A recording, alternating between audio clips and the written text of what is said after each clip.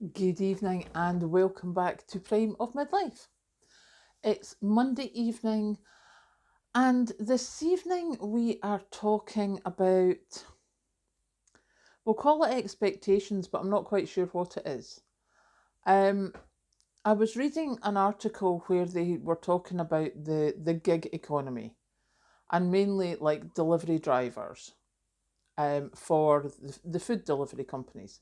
Now, whether that is cooked food, whether it's groceries, these apps where you can get things delivered in such a short time. And there's so many costs that go into providing this app. And the drivers don't get the delivery charge that you pay because the drivers have to pay to be on the app. You know, there's money taken off. They also have to pay to keep their vehicles going. If they're in some of the cities, they have to pay congestion charges. You know,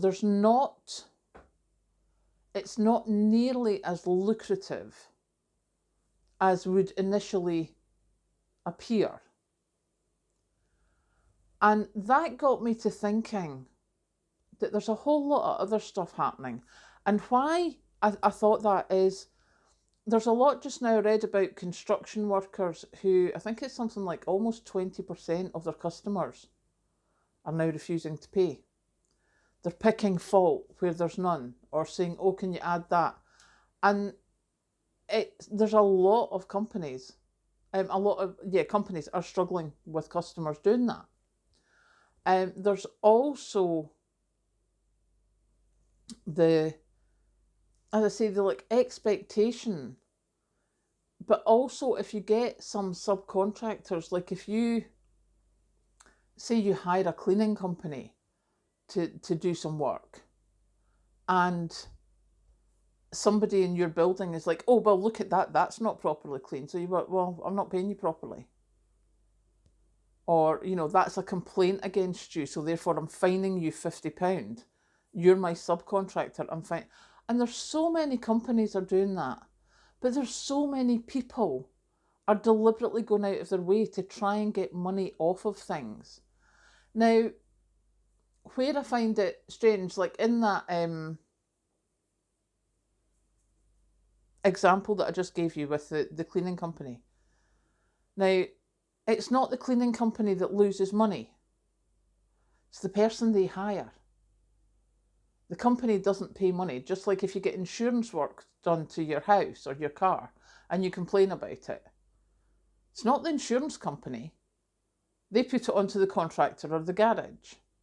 For your delivery driver, if you complain or do whatever, it's not Just Eat, it's not the restaurant, it'll be the delivery driver that loses the money. It's the one at the bottom of the rung that loses the money. And I think what's happening sometimes is it's people who are on the bottom of the rung who are desperately trying to save money and who've started, actually, some people have started making a good living out of it. But they're the ones who are losing by complaining. You know, it's their guy 2 doors down who's the delivery driver who's losing money when the ones 2 doors up complain. And I don't know how to fix it, but I do think that it's something we should know. I think that it's something we should take into consideration. And that for a lot of people who are working for subcontractors, like your cleaning person, they're just following the rules. Because trust me, anyone cleaning an office nowadays does not get paid enough for you to go like that with a white glove anymore. People cleaning hospitals don't get that either.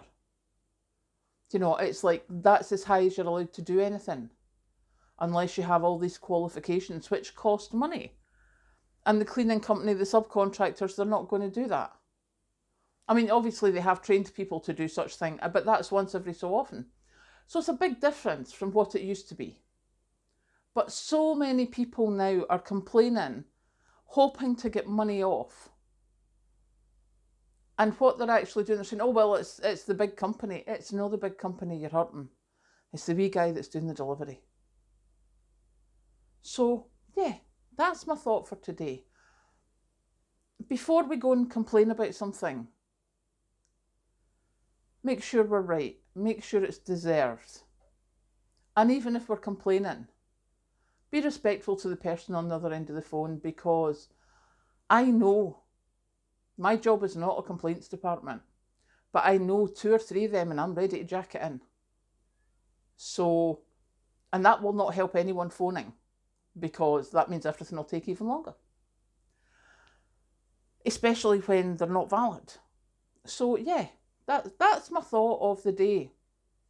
And as I say, that came from the report saying about the delivery drivers. They're the ones who have to pay so many costs. So don't for 1 minute think what you're paying for that delivery is what these guys are getting. They're lucky if they make minimum wage. And all it takes is a congestion charge or a traffic light the wrong way so that they're over their time and you put in a complaint and that's them. We don't need to be like that. We should be supporting the people who are struggling. So yeah, that's my thought for today. So now I am going to go and let the cat in, who's meowing at the back door, and I'll catch you later.